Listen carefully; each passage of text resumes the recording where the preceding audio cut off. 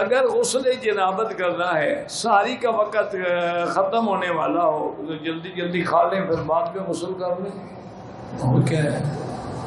تو کوئی ایسا مسئلہ نہیں ہے، آپ ساری کر لیں آرام سے، ساری کر کے فارغ ہو کے بعد میں غسل کر لیں۔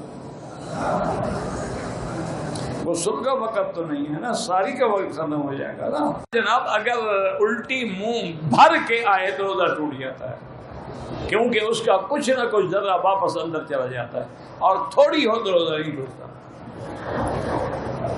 اگر ڈرپ لگوانی پڑ جائے روزہ نہیں ٹوٹتا۔ روزہ تب ٹوٹتا ہے جب منہ سے، ناک سے یا نیچے سے کوئی چیز معدے میں جائے۔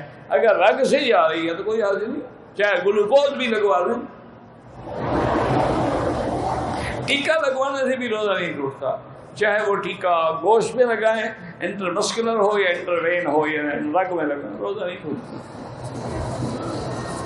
تم روزہ تو رکھو، بڑی پکی شے ہے، نہیں ٹوٹتا۔ اگر عورت رمضان میں کمزوری کی وجہ سے روزے نہ رکھے تو جب تکڑی ہو جائے پھر قضا کر لے، روزے اس کو رکھنے پڑیں گے۔ وہ فدیہ تب ہوتا ہے کہ کوئی ایسی بیماری ہو جس سے ٹھیک ہونے کی امید ہی نہ ہو۔ یہ تو کمزوری ہے نا، چلنے پھرنے میں کوئی کمزوری نہیں، عید کی رات شاپنگ کرنے میں کوئی کمزوری نہیں، بیوٹی پارلر جانے میں کوئی کمزوری، رمضان کے روزے میں کمزوری ہے۔ اگر کوئی آدمی بیمار ہے اور رمضان المبارک کے روزے نہیں رکھ سکا ہے،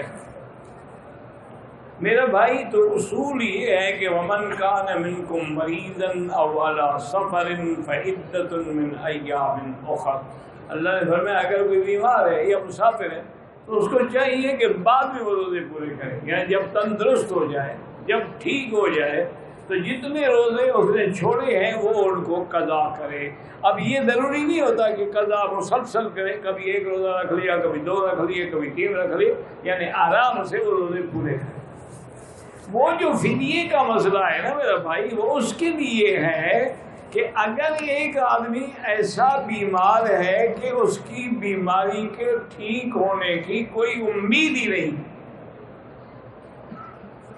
یعنی بالکل ایسی بیماری میں نعوذ باللہ مبتلا ہو گیا ہے کہ اس کی کوئی امید نہیں کہ ٹھیک ہوگا، تو اس کے لیے ہے فدیۃ طعام مسکین، ایک آدمی کے کھانے کے برابر پیسے جو ہیں وہ خیرات کر دے، یا کسی ایک آدمی کو 2 وقت کا کھانا کھلا دے، یعنی یا تو غریب کو کھانا کھلا دے۔